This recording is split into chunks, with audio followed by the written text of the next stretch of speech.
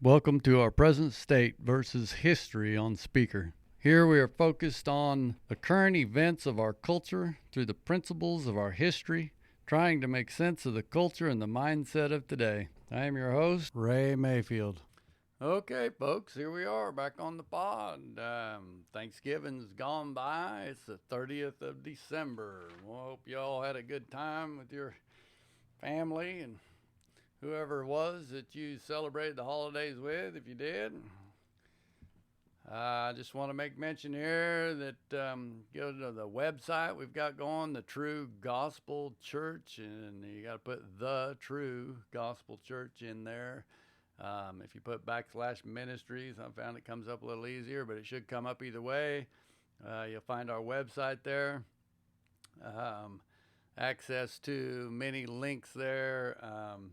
The New family, we've got their link on there. I want to remind you once again to go read that story of Michael New, who found himself against the United States military, of all things, after joining the military to serve our nation, and because he refused to obey what, by all indications, was an illegal order.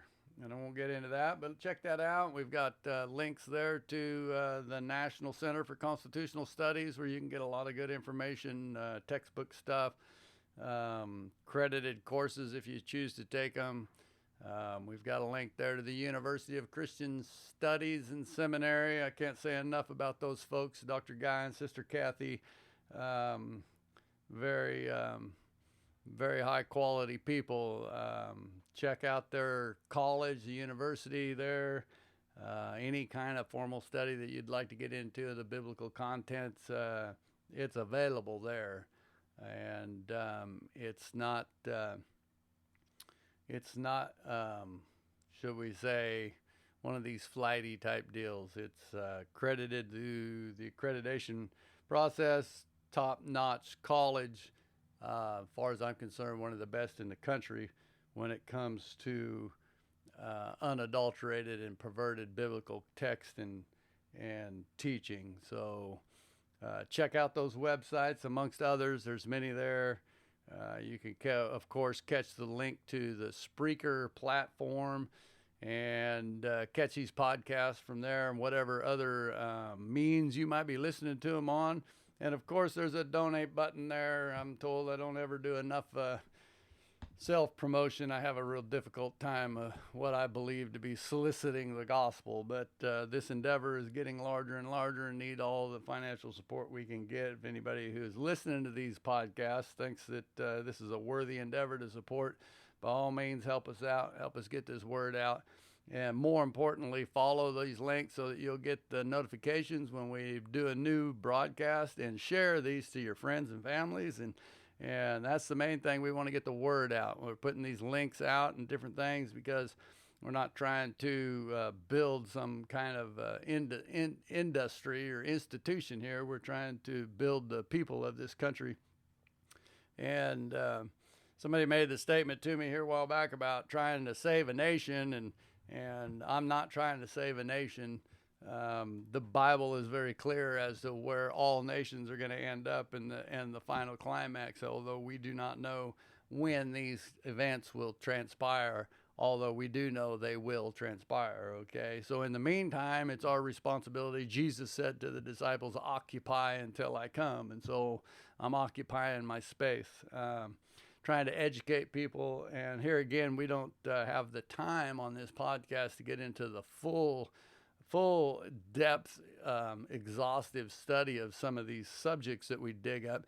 It's my intent to get you curious enough to do your own searching, because most of the information that I'm bringing forth to you is not Ray's idea of what things should be. It's the historical accounts that I'm just bringing them forth, the stuff I've been digging up that they've been trying to bury in our society so that we no longer see them. A lot of what we're going to go over today, I'm reading right out of an old textbook, okay? A textbook that you probably won't find in the public schools today. So it's not information that I'm coming up with on my own. It is historical accounts of things that our forefathers and other people have declared already. And what we've been going over here in the last few of these podcasts are the three solutions that I believe I've found that will correct a lot of the indirections or the error, I guess, of the direction this country is going according to our Constitution. And the whole purpose of this podcast is to bring the historical events out into the biblical content as to why, as a society, we find ourselves in the mess that we are in. And, a perfect example, I just read a news article last night about this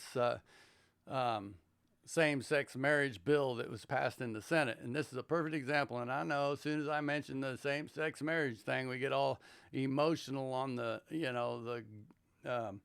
LBG or whatever lettered rights things. But see, this is the core of the issue of what's wrong with our nation is we allow these people to get us into an emotional frenzy, and they pick these emotional subjects and we get combative, I guess you could say, about what we believe should be right or wrong in the emotional aspects of it. But I want to look at the core issue here of this entire thing. And this article I was reading was talking about Mr. Schuler and how they were parading the fact that Mr. Schuler, we got this bill passed and he's wearing a tie, I believe it was, that he wore at his daughter's wedding when she married another woman. And they're celebrating this fact, see? And you say, well, here we go. No, just hang on a minute and listen to me. Because what we have here is obviously a personal agenda. See, it doesn't matter what the subject is. We have a man in the Senate who is pushing a agenda, a bill based on a personal conviction. I don't care what it is. Forget the subject for a minute and just think about the principle that's at act here. The purpose of our governmental elected officials is to go to the office that they are elected to perform the will of the people. It is not a thing that we should be celebrating when a personal, emotional subject is being driven or promoted and pushed through by one of our legislative officials. I don't care what the subject is. And you take the subject matter, you take this thing aside and you ask yourself, does the American people want the federal government involved in their relationship with another person to that intimate level? And most people will say, no, not at all. It doesn't matter what the relationship is. Do you want the federal government involved in your personal relationship with another individual at the most intimate level that it could possibly be? And the answer will majority of the time be no. And that's the correct answer, because we do not want the federal government involved in these things. The federal government has no business in the conversation. Regardless of your viewpoint on this subject matter that's being discussed, the federal government should not be involved in it.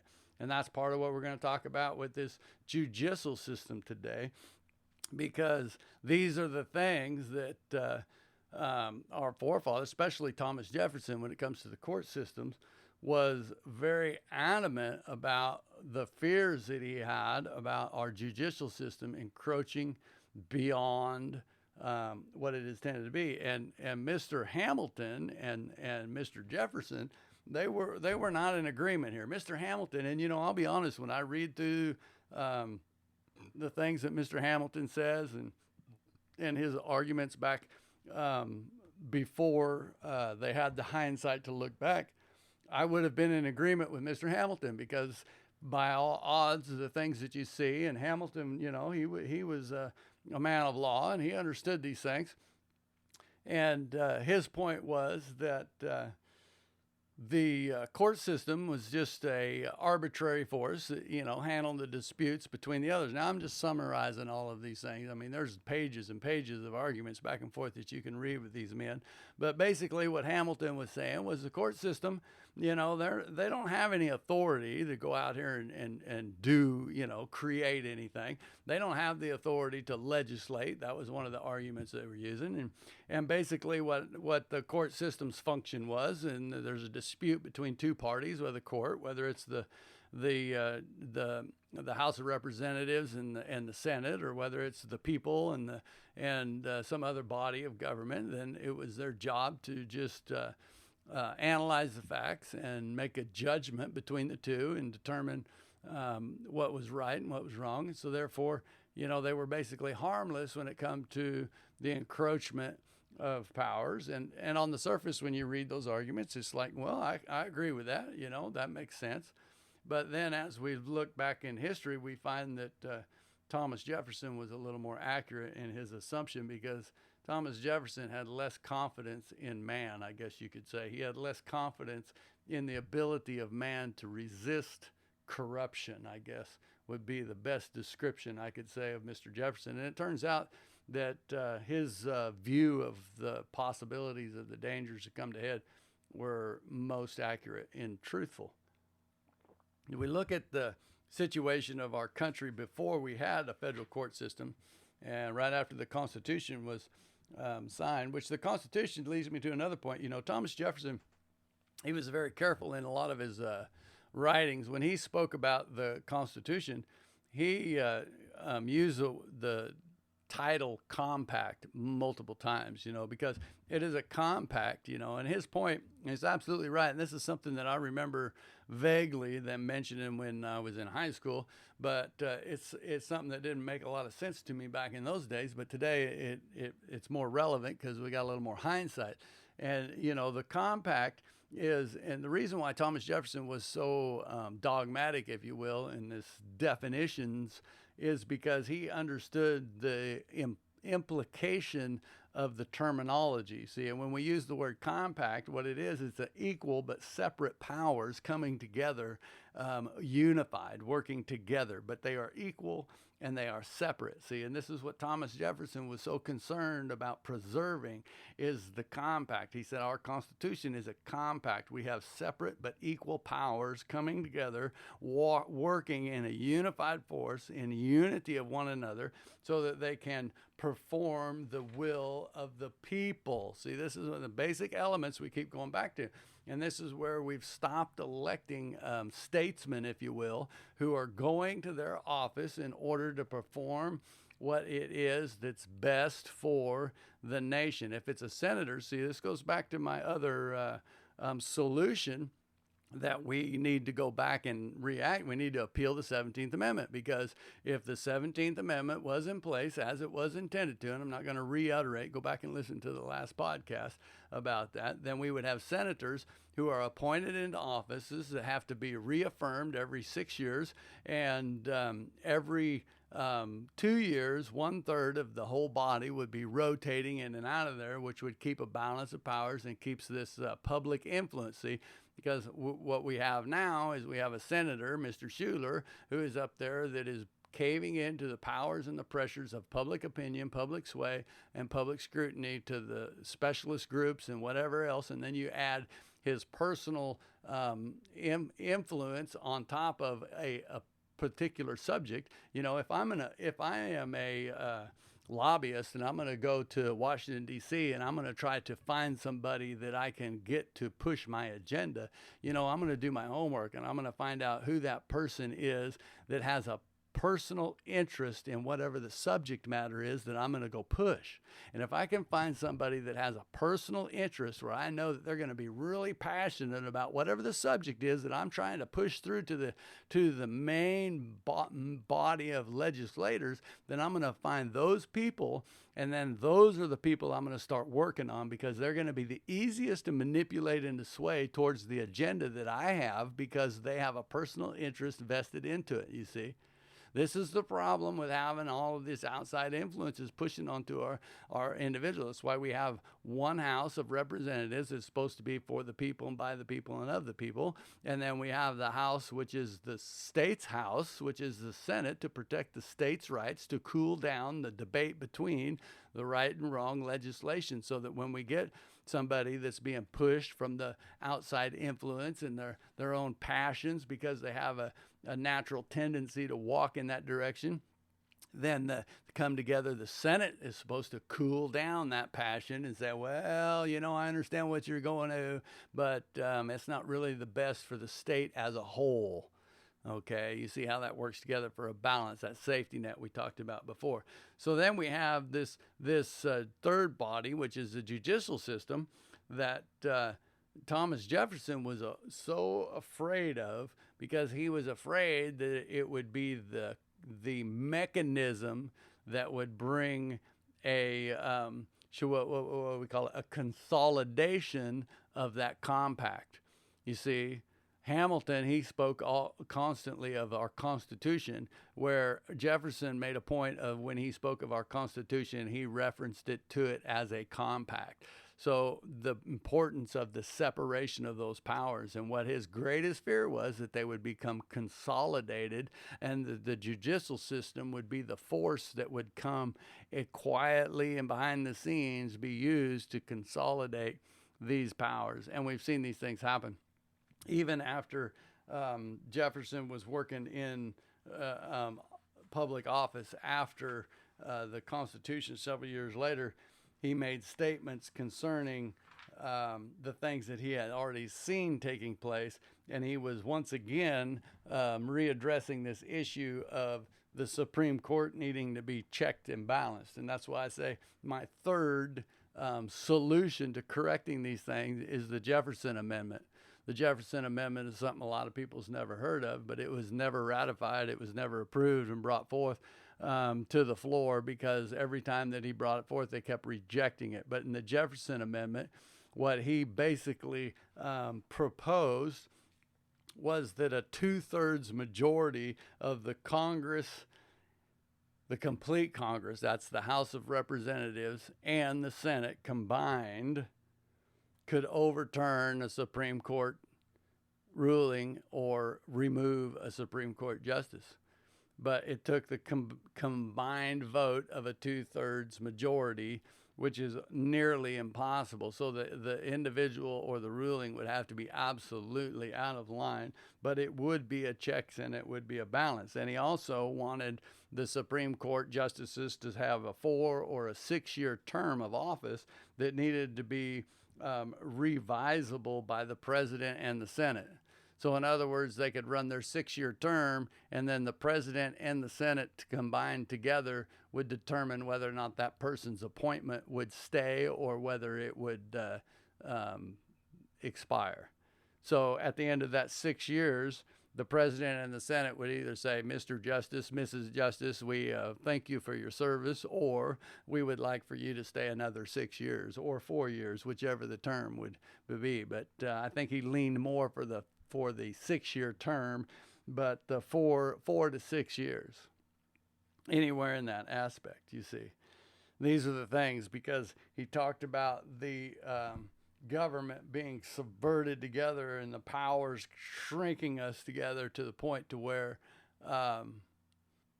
we have one big massive government, and that's basically what we have today. But you see, we can't have this is non-effective if we don't restore the other aspects of our government. We need to correct the state representative numbers in the House of Representatives. We need to correct the 17th Amendment and get the senators back to being the state's house. We wouldn't be dealing with all this right now, waiting to see whether or not who got elected and who this and that and another in the Senate, if we had things back as they're supposed to have been. And then the third thing is we need to enact or ratify the Jefferson Amendment, because Thomas Jefferson understood of the need of these things. It says here, reading out of this history book here, Thomas Jefferson says, our government is now taking so steadily a course as to show by what road it will pass to destruction, and to wit, by the consolidation first and then the corruption, its necessary consequences. The engine of consolidation will be the federal judiciary, the two other branches, the corrupting and the corrupted instruments. That was Thomas Jefferson. He saw that these things were going to creep in and that they would become a problem. Another place where he's talking about the justices, he says, "It is not enough that honest men are appointed judges. All know the influence of interest and the minds of men, and how unconsciously his judgment is wrapped by that influence. To this bias add of the esprit de corpus of their particular maximum and creed, that it is the office of a good judge to enlarge his jurisdiction, and the absence of responsibility, and how can we expect impartial decisions between the general government, of which they are themselves so eminent a part, and an individual state from which they have nothing to hope or to fear." So what he's saying is, how can we have an impartial judgment between these judges when we know they have nothing to gain or to fear by the eminent part of the government, which they're part of itself? And so they have no responsibility, and yet we have the influences to affect the judgment of our men. And like he's saying, it's not about the individual being a corrupt person or a bad person. It's just about there are biases. There's nothing we can do about it. It's what we were just talking about.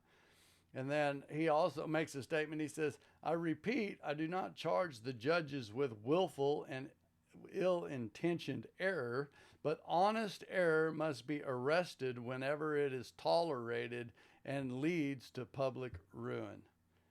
For as the safety of society we commit honest maniacs to bedlam, so judges should be withdrawn from their benches whose erroneous biases are leading us to disillusion. It may indeed injure them in fame or in fortune, but it saves the republic, which is the first and supreme law."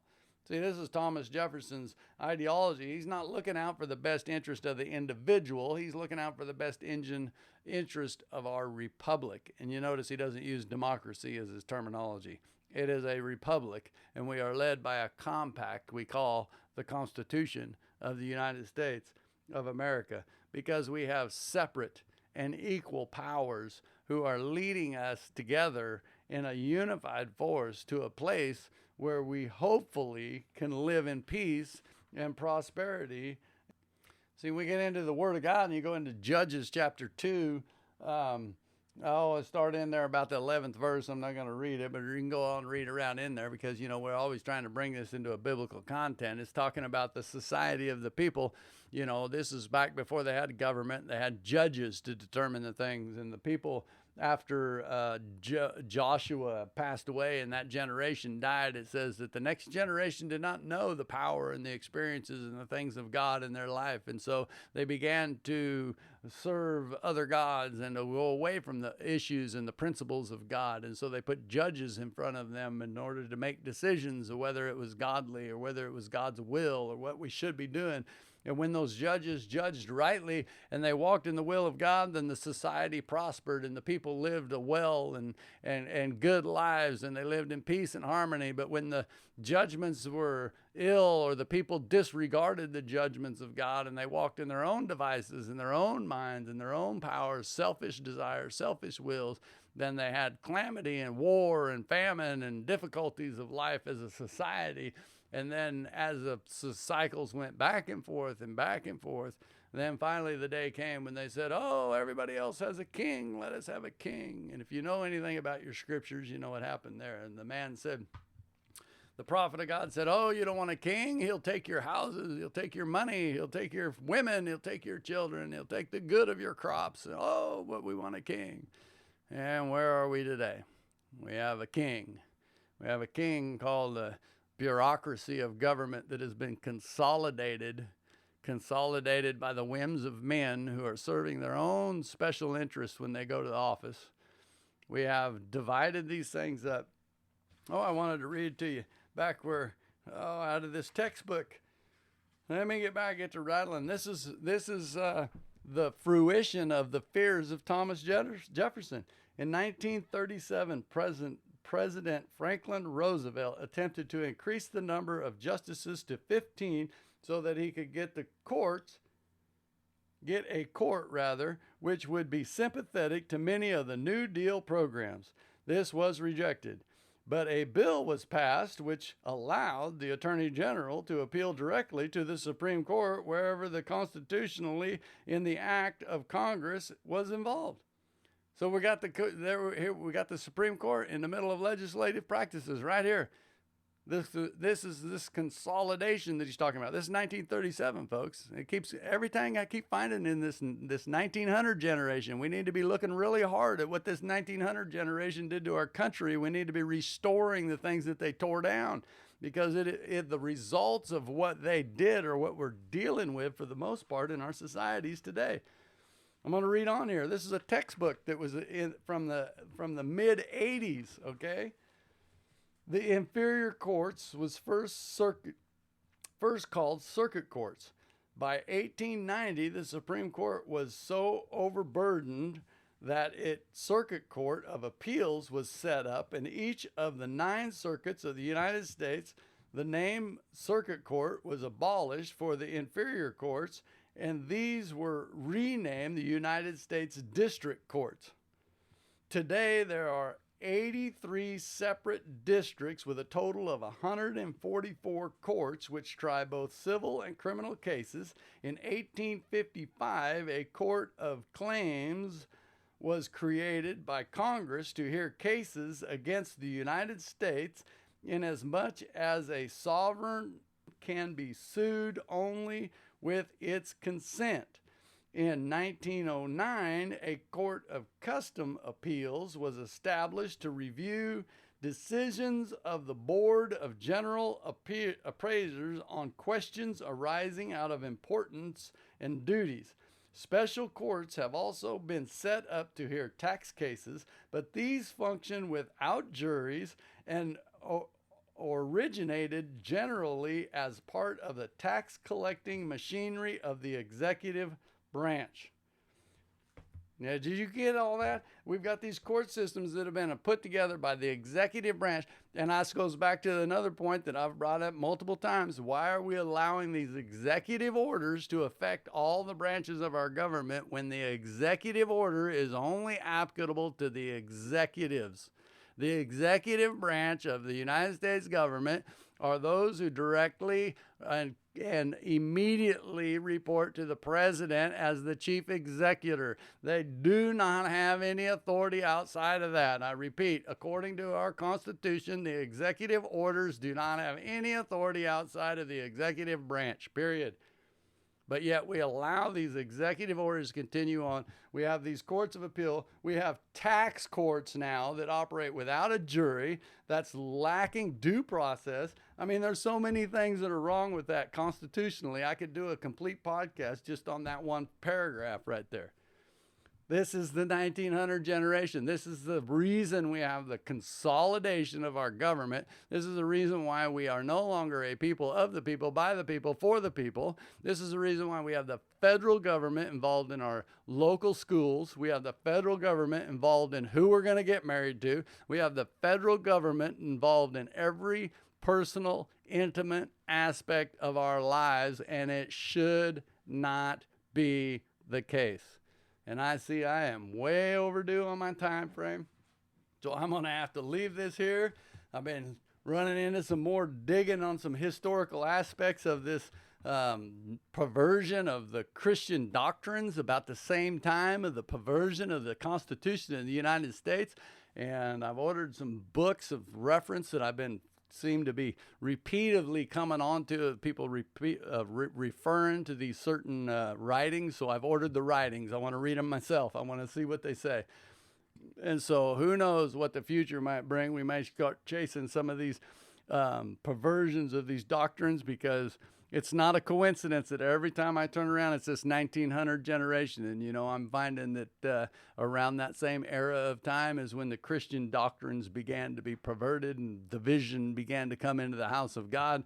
And all of these things that are going on in our United States government are going on in the Church of the United States, and the perversion and the twisting of the minds of men. There's no reason for the division. There's no reason for all of this debate and diversity that we're seeing in our communities. We are one people, one nation, under God, we the people, by the people, and for the people. And with that, I'm going to have to leave you. So have a wonderful day until I see you again on the pod.